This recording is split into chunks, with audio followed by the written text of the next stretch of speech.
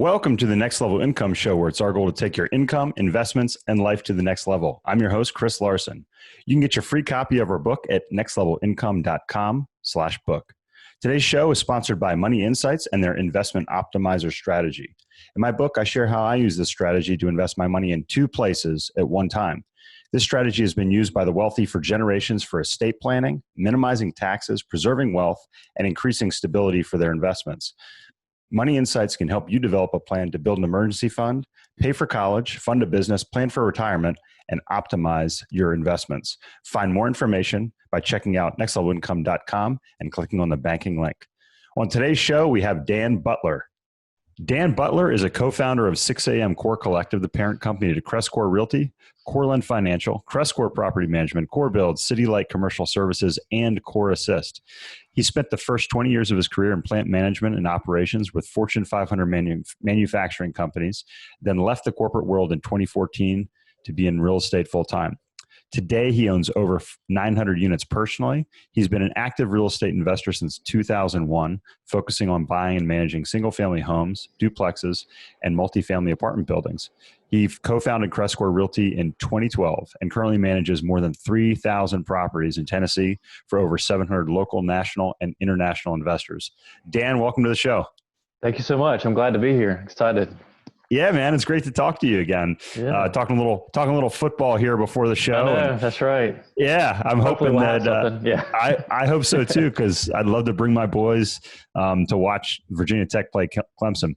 Yeah, that'd be awesome. Yeah, man. So for our listeners that haven't met you before, maybe you could share a little bit more with the audience about how you ended up in the role you are today, and more than 3,000 doors, man. Share your story. Oh man, goodness. Yeah, I mean, it really goes back to high school.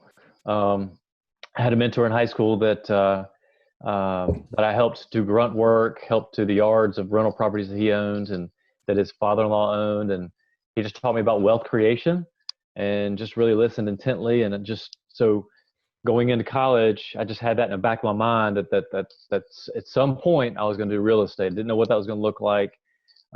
Did engineering. And then had a lawn care service as well. And so out of that, created some cash to buy my first house right when I graduated, which then parlayed into lines of credit. So then I moved to Memphis in 1998 and was determined to buy my first rental. And I think the book was Nothing Down in the 90s. I think it was Robert Allen. Robert Allen. I had it. Yep. Yeah. So, I mean, I think he's got the 2000s now and all that stuff, but I was in the 90s at that point reading that one. And I just, before the BRRRR strategy became the BRRRR strategy, it became a popular acronym through Bigger Pockets. That's the strategy that I kind of figured out that I wanted to do. And so I had my manufacturing gig. I was in, as we talked about, engineering and operations, plant management, and just started buying real estate on the side. And the whole goal was to have choices. I think I didn't really know what that meant. Like in my mind, it's like, all right, when I hit 55, which sounded earlier than 65, I could either quit and just be a landlord, or I could accelerate my income, or, speed up the retirement and all that kind of stuff. So I just wanted choices, and I didn't know this was going to lead into what it did, because I parlayed two careers for about 14 years, which was brutal, and a lot of testimony coming back around now these days of just the journey that I went through to do all that. But just blessed that created that, and then that created a property management company. We wanted to manage for others to create fee income so that we could manage our own, like we wanted to be managed. And then we just started the whole vertical integration kind of thought process. What else can we add to help feed the businesses? And I'm happy to go through all those. But I mean, each business is linked some way, somehow, where we're normally the largest client. Like you talked about so we have 900 units out of 3,000. So we're the largest client of the property management company. Yes. You see what I'm saying? So they're all, that's how it's all, or the maintenance company, largest client is the property management company. So it just kind of plays off that. And that's how the businesses got started and built. So. Yeah. Excellent. Well, so tell us a little bit more about why you went into engineering, because we have a lot of similarities. For Yeah. those that are familiar with the show or have read our book, they know that I have an engineering background, you have an engineering background, real estate. I listened to your story, and it sounds like you're like a real life rich dad, poor dad story, where you're thinking about that.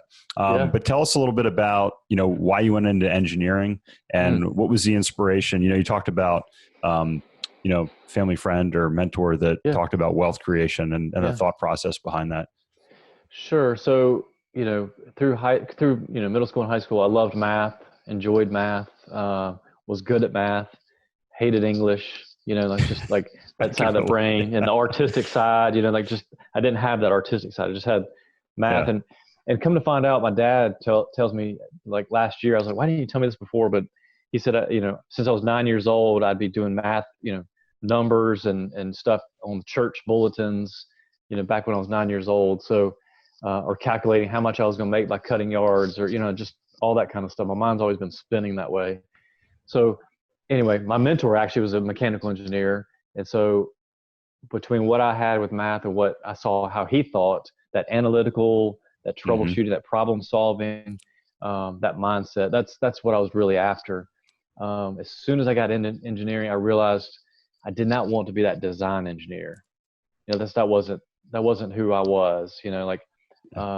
I wanted the ability to think different and problem solve, and then I realized I have a love of coaching people, and so I kind of married that. That's how I ended up at operations when I did, because I saw those two combined. I could use my engineering thought process while coaching people in a manufacturing environment, and that's how that kind of played out. So. Yeah. So you talked about, running those two parallel careers for 14 years. Mm-hmm. Talk about, you said you kind of shook your head when you said that. What were some of the challenges, but what else did you bring from your operations career? Because I know, a lot of the stuff, kind of very similar, 15 years in the med device space, and learn a lot along the way, and think, okay, how can I apply this here? I often talk about working with surgeons and just what I learned. Maybe you can share with the audience, operations, to me, it sounds like a great fit for, what we do in the real estate and the multifamily space. Yeah. So great question. I mean, I think back then I was blessed to get Six Sigma training, what they call lean Kaizen training, where you're you're getting rid of non-value added activities, workflow. We had the ISO certification, which is like, your standard operating procedures on steroids, basically. And so, I carried all that into creating these businesses and having that mindset of just efficiency, processes, coaching people, that kind of thing. What I didn't realize, the pitfall of all that is that, in corporate, you got a lot of peripheral stuff. Like, they've been around a long time, so they got a lot of support system.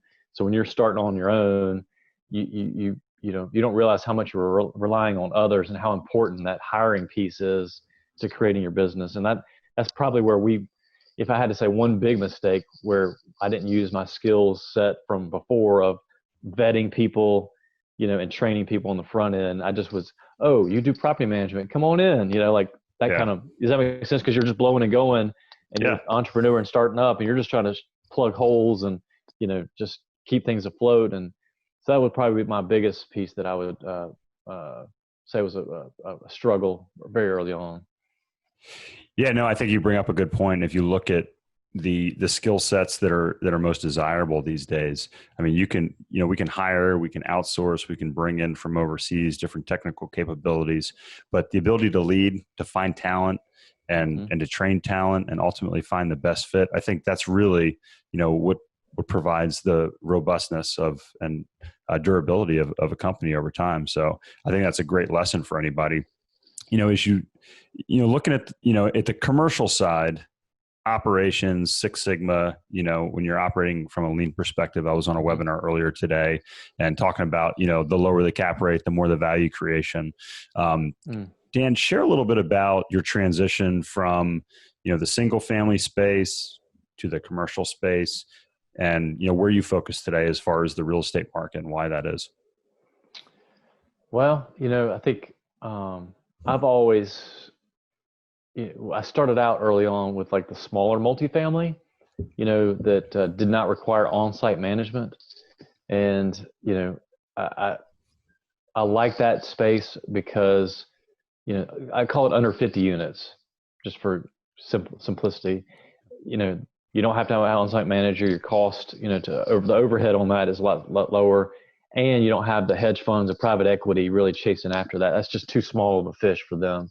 So you can find those, for lack of better words, a mom and pop landlord that, may have owned it for 30 years that's, now ready to retire and all that kind of stuff. And so out of that would become, potential for owner finance or partial owner finance. Cause, one of the key things that my business partner, one of our, we were willing to give up personal guarantees early on. Like some people hold that piece, like they don't want to do personal guarantees. I'm like, I mean, it's either going to work or it's not. That's just my personality. But we wanted no money down. That's always been our mantra. So every multifamily we bought with no money down, and every house we bought. Yeah. So it's always been no money down, one way, some way, somehow. So that's how I got into it. And that's how I continue to buy to this day.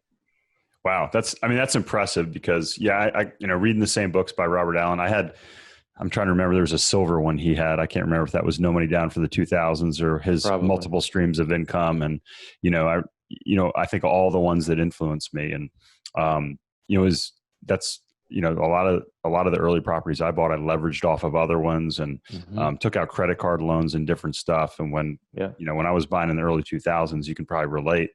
They're like, just sign here. I'm like, that's right. That's it. You're going to give me a loan? Yeah. That's terrific. I'm like, well, and fortunately I had good income and we could do stuff. Was there a point though, Dan, where you made a jump, like 700 units? That's a lot of units. Mm-hmm. I mean, did you go from like 2 to 4 to 8 to 16, or was there a jump where that curve went, from linear to curvilinear? So that's an awesome question. I would say I started out, and this is one of my, I would say a strength and a weakness all rolled in one. I like to go big or go home. And so I started out with a 19 unit multifamily when I was 27 years old, had a awesome. 16 unit when I was 28. I still didn't know what I was doing. You know what I mean? I was underinsured, no renter's insurance, had a fire. That's a whole nother story. But oh boy, I think, but the other piece was I learned early on was the big banks, you're just a number. It's kind of like being at Clemson when I was going to, like, when you're in chemistry class and you're like 300 people there, that your professor will never, I mean, who is this guy? He's a number one, like number two or whatever. So that's why I felt with the banks when they were saying, all right, we just send underwriting to Birmingham, Alabama, and just a yes or no. So I learned to do with the local banks. Yeah. And so I created a system where I had like 5 of them going at one time. And they all gave me, say, $250,000 officer's guidance line, which is basically I could buy one house for $250 or 5 at $50. They didn't really care, but they proved me to spend $250. Does that make sense? Oh yeah.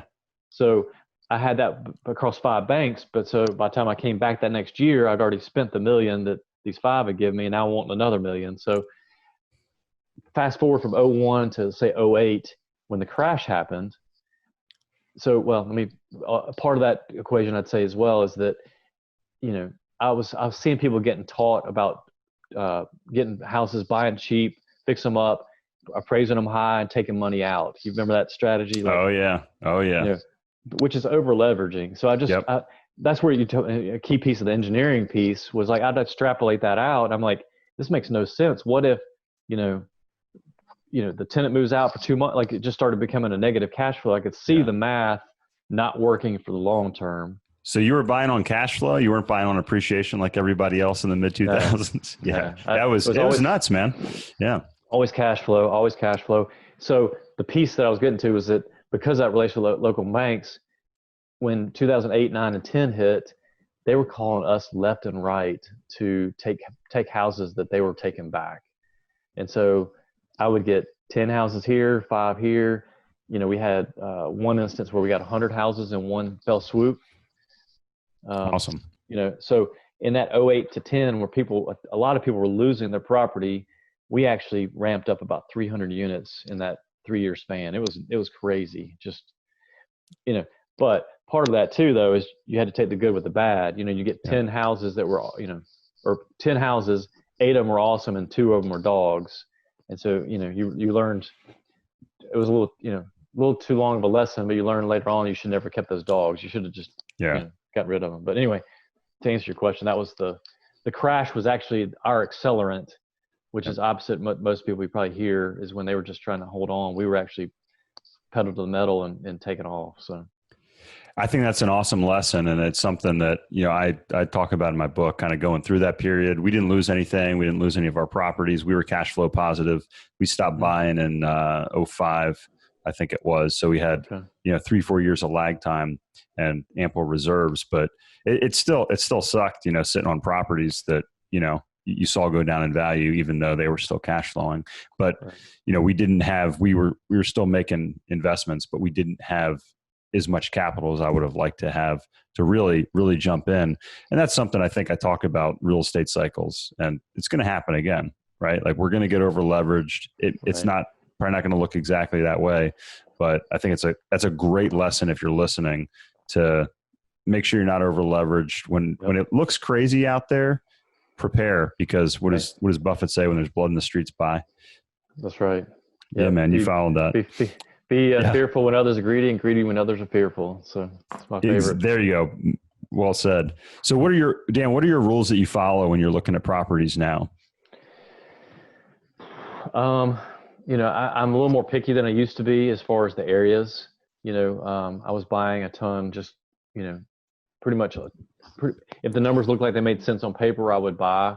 But as you get older and wiser and kind of been through, a few cycles, you realize certain areas are better than others. So you really hone in on that. I think, my whole rule of thumb has always been, I want no money down. And then if it'll cash flow positive, even $1 on a 15-year note, and that's with reserve for maintenance, insurance, taxes, all that stuff. To me, that's a good deal. That's my barometer.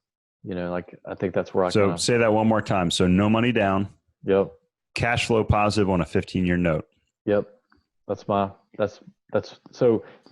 small buy box, right? I mean, you got to find a good deal to make that work. Cause especially right now, I mean, most people are selling, and I'm sure over where you are, like, you have to put 25% down on a 30-year note to cash flow. Yeah. And I work with a handful of, young investors that are getting started. And I just talked to, say young, in terms of investing, not age. And I was talking to one the other day and walking through a deal, and I brought up the 1% rule. I said, hey, if you see a deal, just run this on the back of the napkin. And he's like, no way. I said, well, there you go. I said, but feel free to say, I'm happy to walk you through it. But it is, we're getting to that point again where the numbers aren't really making a lot of sense in a lot of different markets. You have to either be really picky, or you have to be looking at different stuff. Well, and to your point, just FYI, like, my engineer, I know you like that you're looking for those angles of how I apply that. I figured out before that 1% rule came across that 1.5 was my rule. 1.5. 1.5. Yeah. That would make a 15-year note work. Yeah. So there you go. That's my buy box. It's got to be a 1.5 or better. Yeah. Outstanding. Well, you got to kiss a lot of frogs, when you're looking at those numbers. But I think here's the other thing I noticed, Dan. So most of your properties are in what I would call kind of like the heartland of the country, and I think a lot of people romanticize. They're like, oh, it'd be great to buy a property, in this cool area. But I think we see better deals from a cash flow perspective in what I would call the heartland of the country. Can you share kind of your perspective on that and experience with that versus, buying in like San Francisco where, you're paying $1 million for a row house? And I came from Greenville, South Carolina, which, is, the 1% rule is very prevalent over there. So, and I have some buddies, so I keep up with kind of the market. I had no idea I was blessed to come into Memphis, Tennessee with the top 5 price to income ratio. The rent to price ratio was one of the top 5 in the nation. And what does that mean? That just means that the deal is, you're going to be able to get a 8, 9, 10% cap rate here in Memphis, whereas you can't get that in New York City, where they're fighting to get 1%, 2%, like crazy. Amazing, right? And it's amazing what that makes people do too, because, 95% of our clients are California. And you're like, man, these guys buy houses left and right from California, whereas in Memphis, sight unseen, never been here, never driven a street. And it's like, it just blows my mind, because I'm like, I couldn't do it. I don't have that. I got to go and see it and understand it. Yeah, I'm the same way. Yeah. I mean, I would invest over there, but I've got to drive every street. I'm going to meet with all kinds of agents, and I'm going to really dig in. And, but I mean, you got business professionals out there that got, extra income, and it's so much more, less risky to put it over here, even if they lose it all, because the real estate's so much cheaper over here. So. Yeah, no, it's, I worked for Medtronic for 10 years, which is located there, the spine division in Memphis. Yep. And, Memphis has a lot of great industrial factors, employment factors that make it a real positive. And I think that, I know people that are investing, they're buying turnkey rentals in different areas of the country, like Memphis, because it works where it doesn't work. And certainly doesn't work here in Asheville, North Carolina right now. No, and you bring up a good point. I think where, for your listeners to understand, like a Memphis, we are 55% rentals, whereas the national average is say 36. Yeah. 30, 35, 36, something like that. So you take that 20% delta on 300,000 parcels in Memphis, that's 60,000 units on a comparable city. Does that make sense? It makes perfect sense. Yeah. So that's a ton of inventory, that's a ton of stuff that can be consumed by investors to create cash flow and, income. Yeah. One of the things we talk about consistently, talk about in the book, when you pick a strategy, it doesn't have to, like we were talking about the BRRRR strategy, buy, renovate, or buy, rehab, right? Refinance, rent it out. And it's like, okay, that works. Multifamily strategies work. Different strategies work. Pick a strategy, then pick an area of the country that works for you. And I think if you're a listener and you have geographic mobility, you say, hey, this is what I want to do. If you can move to an area of the country that's a lower cost of living, it has characteristics of the investing strategy that you are interested in moving to. Dan just brought up, I think, a phenomenal golden nugget right there. So, hey, shifting gears a little bit, Dan, I know in addition to being an engineer, you're an athlete, you're a runner. And I love this saying, have a hobby that keeps you healthy, one that makes you smarter, and one that makes you money. Talk about, being a runner, and maybe you can get into the 6 a.m. core collective and how that came to be. Yeah, that's great. Great question. I think so. I've always been an athlete in the sense of just always worked out some way, somehow, whether it be racquetball in college or lifting weights, so I carried that all the way through to moving to Memphis. And, I met my business partner. He's a neighbor actually, and our wives knew each other in high school. And, we both said we wanted to try to run. And so we started running literally in 2004. And so in 2004, we just said, let's start running. We tried 5 p.m. We tried 8 p.m., which not good because then you can't go to sleep. Tried 5 a.m. That's way too early. Yep. we settled on 6 a.m., which seemed to work for both of us. We could both get in bed in time. And, the beauty of that was just the personal accountability, literally snow, rain, doesn't matter. Like he's going to be outside my door and vice versa.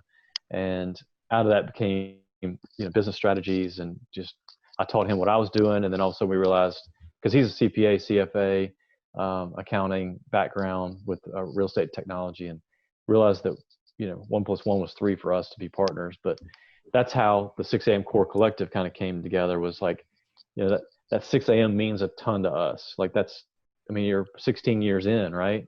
Of just 4 days a week, 5 miles, a day.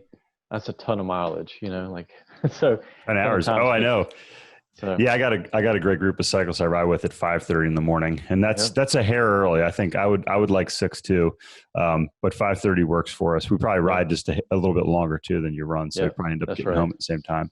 But it really is amazing what the bond you form, when you spend that many hours.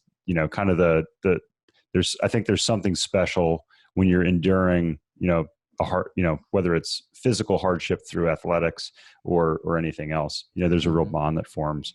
And, if you haven't been through it, I know Dan's shaking his head up and down here when I say you know exactly what I'm talking about. So talk about, we mentioned several of your companies here, Dan, as we got started. What's the latest company? What's your current focus? And how did that idea come to be? Oh man, our latest company has been a company called Core Assist. Okay. And that's our virtual staffing company, basically. And so several years ago, we were trying to figure out, property management has very slim margins. My brother, when I got into it, he goes, yeah, I looked at that and it's got one of the smallest margins of most industries. Didn't know if you know that. But like groceries. Yeah, that's right. So there's not much money there. But it's a very labor intensive business. And so about 4 or 5 years ago, we started using a third party, and actually out of India, where we'd scan invoices on the scan machine, and the next morning they're all input into our property management software, and we're just cutting the check to the vendor. And we're like, okay, this works good, but we didn't know the people. We didn't know the who was behind doing the work. It was just a service.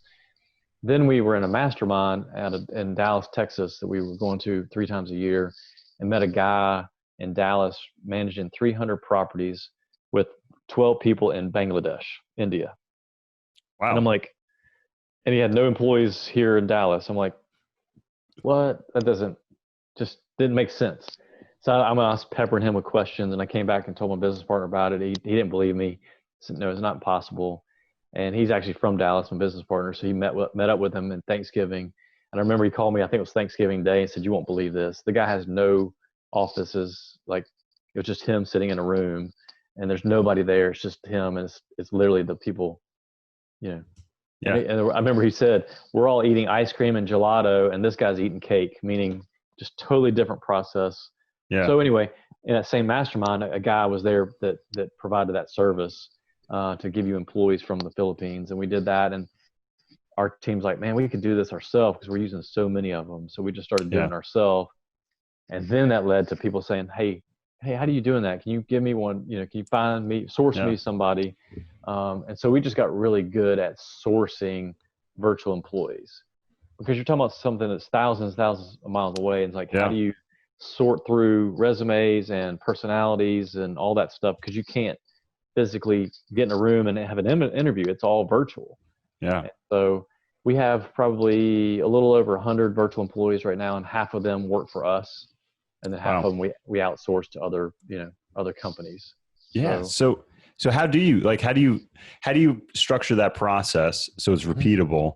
100, dozens of employees like that. Do you have somebody in the Philippines that's helping you out with that, or are you going back to the engineer? I'm very systems oriented. Have you put a system in place to make that happen and more predictable, or how have you done that? Yeah. So we just replicated what we had for the States for hiring, and we hired somebody that's in the Philippines that puts the ads out. We do use a thing called Culture Index. I don't know if you're familiar with Culture Index. I've heard of it. Yeah. It's a behavior-based survey. Yep. And so if you're looking for, it helps us sift through, like, if you're looking for somebody that can cold call, so loves to be on the phone, has empathy, all that kind of stuff, that's going to be one personality profile that you're going to get, versus very detail oriented, likes repetition. That's probably somebody that you want to put in billing. Does that make sense? So depending on what our need is or what our client is, we know what profile of a person. So we'll get 200 resumes, and we're only talking to like 10 people. We're not talking to 200. We're taking the 10 because you have to take the survey before we'll talk to you. Yeah. That's kind of our pre-filter, if you will. And that's, if you ask our clients internally and externally, what's the biggest success for courses? That's been the biggest piece, is just our sourcing. And because they've tried it, they've gone to onlinejobs.ph and places, or Upwork or places like that, and they've just not had a success. The person didn't work out and all that stuff, and it just boils down to recruiting is what it boils down to. Yeah, that's phenomenal. And I mean, anybody listening, when it comes down to, how can you systematize things? How can you improve it? Mm-hmm. It's whether you're in property management or whether you're looking at, like you said, it's impressive. You've applied a lot of the same principles and done that. one thing that really resonated with me, if you go to our website, we talk about putting investors first, Dan. I saw that pop up, in yours. I mean, I confused this earlier. I said over 700 properties, which you do, or units. It's actually over 900, but over 700 investors. So please share with the audience. I mean, we try our hardest to, delight every one of our investors and just provide, the highest level of communication. And, whether it comes to returns or communication or information, education, what are some of the things you've learned in working with investors and, some of the, principles that you apply? So I think, to your first piece, I think our whole goal is for our residents and our employees and our clients to thrive, to be fulfilled and That's just, phenomenal. that's, so if you put that first in a global perspective, or, however you want to say it, like money is last, it just changes your perspective on how you run your business, how you treat your employees or your clients. If you're treating your clients as a commodity, one of our key terms is long-term partnerships versus short-term transactions. Like, and being in property management, we could charge anything and everything that we'd want because we're controlling the money, but every one of us has the mindset that we want that person to be with us 3 years from now, 5 years from now. They want them to organically tell their friends about us, or go on Bigger Pockets and mention us or whatever. So if we try to make that short-term dollar, that's just not going to work. So and how do I say this? It's just not worth it, from life's too short. That's kind of our mantra. Like, if an owner really feels really upset about $100 charge, I'm not going to spend hours defending that $100 charge. I'm going to probably credit that and just move on and just, chalk it up for how do we get better on our process to communicate or make it cheaper, whatever. What can we learn from that experience versus fighting for that almighty dollar? Does that make sense? Like, oh, it makes wonderful sense. Yeah, it really does. That's probably the biggest piece. But then you asked me, what do we learn? I think communication, transparency. You can't over communicate enough. I think that's the piece in this business, because you're talking about a ton of money that people are, their life savings, their 401k, their self-directed IRA, whatever it is they're using to invest. It's their money. They worked somewhere to pour that money in, to funnel it through it's their life. Yeah. It's their life. That's right. So that's why it's such a big deal, as far as, trying to make sure that you stay transparent and have integrity, and try to just do the right thing. Like that's what our mantra for the employees, just do the right thing. So I love it. Yeah. I had, when I first started in the medical sales industry, I had one of my mentor, my senior rep that I worked with. He said, Chris, if you take care of the patient, the money will take care of itself. And that it was like somebody, it was so obvious, but it was like something hit me upside the head, and I'll never forget that. And so I love that. I love that philosophy, Dan. I think it's fantastic. We're coming up towards the end of our time here. And one question we always ask our guests is, if you go back in time to your 25-year-old self and give you a piece of advice, what would it be? Wow. You're catching me in an interesting time of just reflection in the last several months with this COVID. I think I would say the two things that come to mind is I would have started earlier. I think the earlier the better. So that's why I always tell people, like, they always want to wait for the right time, or, you know what I mean? Like, or the market's too hot or whatever. Like, you can still find deals. You just might have to sift through a bunch of hay to get to that needle, but it's the 10X. I love Grant Cardone. I love the 10X mantra. Like, just do it 10X, and figure it out. The other pieces I would just say is just put things in perspective, like, especially as entrepreneurs that are out there and people that are building things, I would say balancing family and work and just bucketing it a little bit more. That's one thing I probably would say that was a key learning for me coming out of this COVID. When you slow down, you really realize what's important, just, I think, and it's hard because as an entrepreneur, a business owner, you're trying to build and you're just going fast and you're just doing all these crazy things to make it happen, but don't neglect, what's really important. Does that make sense? So it's probably, oh my goodness. Yeah. So much sense right now. I just think, in light of everything that's going on, I think you just got to look back and say, what's the most important thing? Like your family, your relationships, your kids, and just make sure, put that laptop down and or put that phone on silent for a couple hours, whatever that takes. That'd just be, I'm just coming from the heart today, just to share that, because I think that's something I've really learned through this COVID experience. So. Well, Dan, you shared a lot of great lessons today with the audience, and for somebody like you that's had so much experience, I've loved having you on the show. I like our backgrounds, but if people want to learn more about whether it's Core Assist or your investments, or even your property management company, what's the best way to get a hold of you? I mean, my simple email, dan@6amcc.com, dan@6amcc.com, or just my cell, 901-289-7888. That's the only number I have, and don't mind handing it out. If I can help somebody, I'll surely try my best. Awesome, man. Well, we will make sure that's in the show notes. We'll have all this in here. Dan, again, thank you so much. I'm so grateful that we've been put in touch, and getting to have you on the show, and look forward to sharing all your wisdom with our audience. I appreciate it. Thanks for having me on. Absolutely.